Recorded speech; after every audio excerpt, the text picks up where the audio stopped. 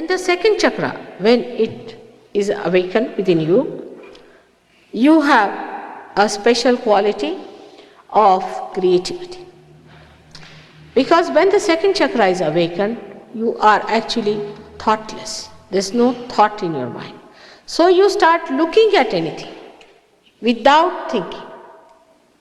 You start looking at anything that is created without any ripple of thought in your mind. Like all that is created around the lake of your mind is completely reflected in that rippleless lake. And you see the complete reflection of that creation as well as the joy that is bubbling in that creation. So your creativity becomes tremendous. You start seeing things but not thinking about it. Now see, if you come to this hall and you start seeing something, you like it, then you start thinking, oh God, this is a beautiful thing, but how much it must have cost, and now how old it is it going to last or not, is it insured or not, all sorts of funny ideas will come to you. And you'll never enjoy what it is. But supposing you have no thought about it, you just watch it, you just see it. What happens? The creation that of the artist who has created this beautiful thing, the joy of that creation that the artist had, who might be dead now, you start enjoying that joy. The whole thing can be filled in you with that bubbling joy that he wanted to put there with his own heart. And that's what happens because there is no thought. So the creativity becomes tremendous. But it's not only that the creativity is tremendous, but your techniques improve. For example, a musician can become a tremendous musician. People who have never done any work can become extremely powerful. We have somebody here from India.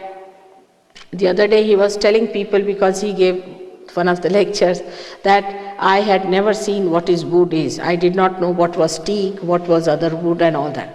And he had no job when he came to me. And he said, now after realization, what job should I take? I said, you take to interior decoration. And he got a shock. He said, I don't know what wood is. How am I to take interior decoration? I said, you can start feeling the vibrations. You just do it on the basis of vibrations.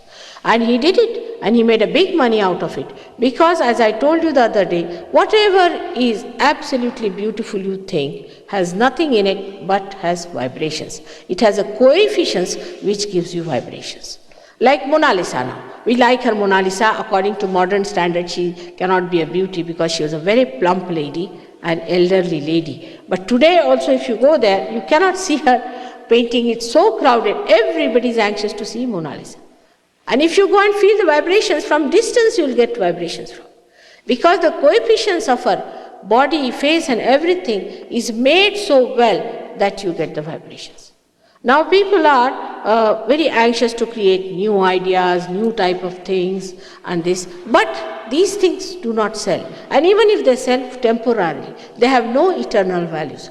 So the people with this chakra enlightened start creating things of very eternal values, of universal values. Anywhere you take such a thing, you take it to India, you take it to China, you take it to Japan, or you take it to America, anywhere, any human being who sees that, sees the beauty of the spirit, because it gives you joy in your spirit. So the pure art is produced through you. That's the purity, or I would say the holy art is produced through you. When you start producing that holy art, then you should believe that you have got an enlightenment on that chakra. This chakra has another capacity to transform your fat for the use of your brain. And it works very hard for that when you start thinking too much. And by that overthinking, what happens that you develop all the diseases of the organs which it has to look after. Like it has to look after the liver, it has to look after the pancreas, it has to look after the spleen, it has to look after the parts of the intestine and the uterus. So what happens that when you use this chakra only for the use of thinking and thinking and thinking, all these things go out of order.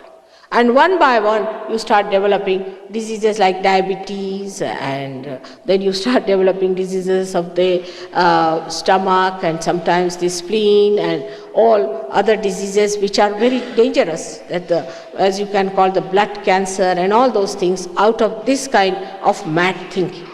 Now, to tell you that you shouldn't think too much, you shouldn't bother too much, you should not be wobbly, you should take things easy, be light-hearted is not possible in the modern times, because we are slave of the watch. But what happens?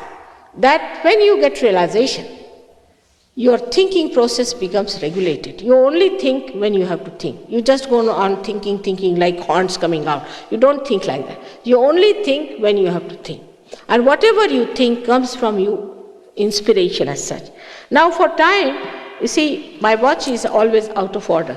I deliberately keep it out of order, because the time is in your hand.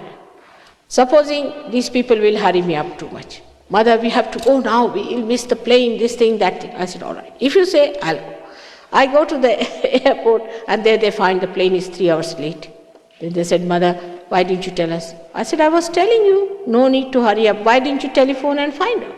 If you had telephoned, we would not have been there earlier. So, you see, you start seeing that this time is best for this time is best for that. You don't have to become a slave of the watch. Like this, people become such slaves that they arrive at a point where there can be some sort of a wrong thing happening, or maybe that you reach the place and you have to wait for 4 hours. You have to do all kinds of arrangements to make yourself comfortable. Or sometimes it so happens that you quarrel with your wife, quarrel with your husband, quarrel with your children. Oh, we are getting late, we have to be on the time. All this madness comes to people because they have not got their realization. Once you get realization, you station down. You are very much at ease with yourself. You don't hurry others, and you don't trouble others.